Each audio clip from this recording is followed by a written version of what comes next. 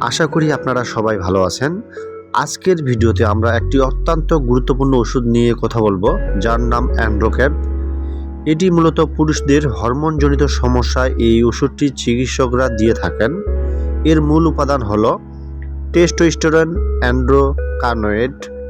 এটি শরীরের ঠিক কী কাজ করে এবং কাদের জন্য প্রয়োজন তা নিয়ে আজকের বিস্তারিত আলোচনায় থাকছে অ্যান্ড্রোক্যাপ ক্যাপসুল নিয়ে।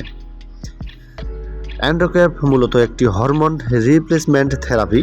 সহজ ভাষায় বলতে, যদি কোনো পুরুষের শরীরের প্রাকৃতিক পুরুষ হরমোন বা টেস্টোস্টেরন এর অভাবে দেখা দেয়, তবে সেই অভাব পূরণ করতে এই ওষুধটি ব্যবহৃত হয়। চিকিৎসকরা সাধারণত যে সমস্যাগুলোর কারণে দিয়ে থাকে এই ওষুধটি, যখন অন্ডকোষ পর্যাপ্ত টেস্টোস্টেরন তৈরি করতে পারে না, সেক্ষেত্রে এই অ্যান্ড্রোক্যাপ ক্যাপসুলটি দিয়ে থাকে। যেমন শারীরিক দুর্বলতা, হরমোনের অভাবে শরীরের সব সময় ক্লান্ত লাগে, সেক্ষেত্রে এই ওষুধটি দেওয়া থাকে।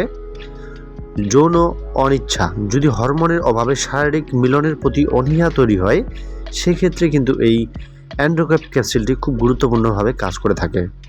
পেশি ও হাড়ের ক্ষয়, হরমোন স্বল্পতায় হাড় দুর্বল হয়ে যাওয়া রোধ করতে এটি সাহায্য করে। এখন জানবো অ্যান্ড্রোক্যাপ ক্যাপসুলটি আমরা কিভাবে খেতে পারি বা কতবার খাওয়া যেতে পারে। যেমন অ্যান্ড্রোক্যাপ 40 মিলিগ্রাম, এটি একটি সব জিলেটিন ক্যাপসুল। এটি ব্যবহারের ক্ষেত্রে সব থেকে গুরুত্বপূর্ণ বিষয় হলো অবশ্যই খাবারের সাথে এটি গ্রহণ করতে হয়। খালি পেটে খেলে এটি শরীরে ঠিকভাবে শোষিত হয় না। তবে মনে রাখবেন, আপনার ডাক্তার আপনাকে দিনে কয়টি করে খেতে বলছেন, ঠিক সেই ডোজে মেনে চলবেন।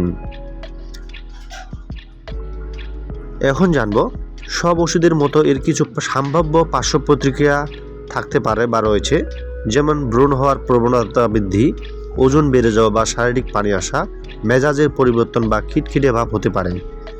যদি কারো প্রোজেস্টেরন, ক্যান্সার বা লিভারের গুরুত্বপূর্ণ সমস্যা থাকে, তবে তাদের জন্য এই ওষুধটি নিষিদ্ধ।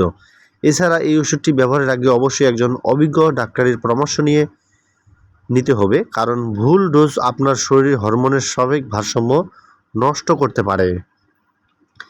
তো হ্যালো ভিউয়ার্স, এই ছিল অ্যান্ড্রোক্যাপ ক্যাপসুলের সংক্ষিপ্ত কিছু তথ্য বা প্রয়োজনীয় তথ্য।